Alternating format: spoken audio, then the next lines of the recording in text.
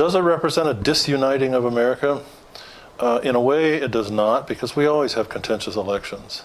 Sometimes the Electoral College vote is very huge in favor of one candidate, but the popular vote is usually not substantially more than a 10% difference, and sometimes a lot less than that. What is increasingly the case is represented by this election, but several elections over the past 20 years, is increasing polarization of the American electorate. So whereas 50 years ago, even really 30 years ago, there were a lot more Democrats that considered themselves to be moderate and share some views with moderate Republicans. And there were a lot more Republicans who were moderate and considered themselves to be sharing some views with moderate Democrats. Now you see this polarization where many Republicans refuse to make any compromises with Democrats and vice versa. So we used to, if you consider this to be the Democratic end of the spectrum and this to be the Republican end of the spectrum, it used to be that most voters were here, close to the middle. And there were a few out at the extremes, relatively few. So the curve kind of looked like this. Now it looks like this, where there's Democrats out here, and especially well out here. The Republicans have moved very far to the right, and there's this vacancy in the middle. That has not taken place in this election. That's taken place over the past 20 or 30 years. But this election really demonstrated just how much that polarization has taken place.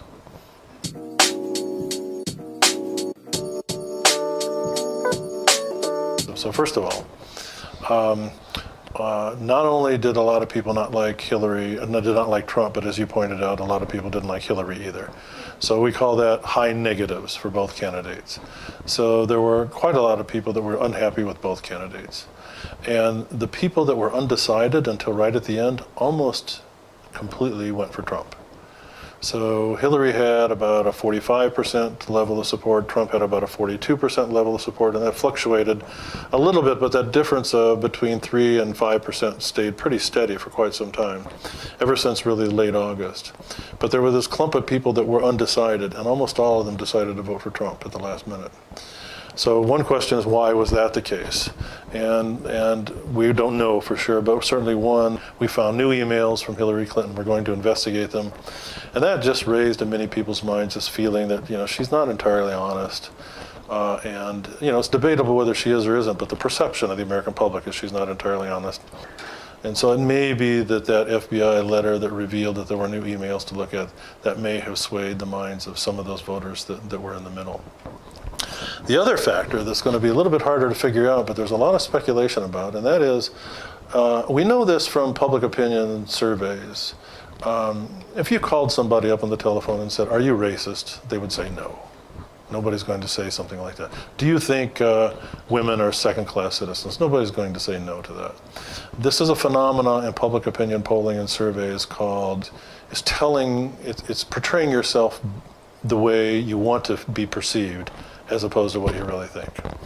And we think that there were a number of Trump voters that just didn't want to say in public opinion polls, "I'm going to vote for Trump," because he had a lot of baggage. He had the comments he made about women, he had the comments he made about minorities, particularly Hispanics, to some degree also African Americans. I mean, he said a lot of things which people did not necessarily admire. What's clear is that a lot of people, some people voted for him because he said those things. But some people voted for him in spite of the fact that he said those things. So they voted for him for other reasons, and they decided they were going to overlook what he said about women, what he said about Hispanics, and a whole host of other things that were perceived as quite negative. So there's apparently some percentage of the American electorate that thought, "I don't want to reveal to pollsters that I plan to vote for Trump, because I don't want people thinking I'm a racist or a sexist or something else." But in fact, they did vote for Trump.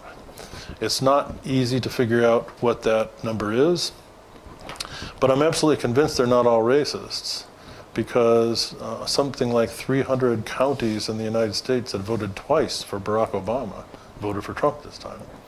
So there's a substantial number of people who voted for the first black president that turned around and then voted for a president who's perceived to be a racist.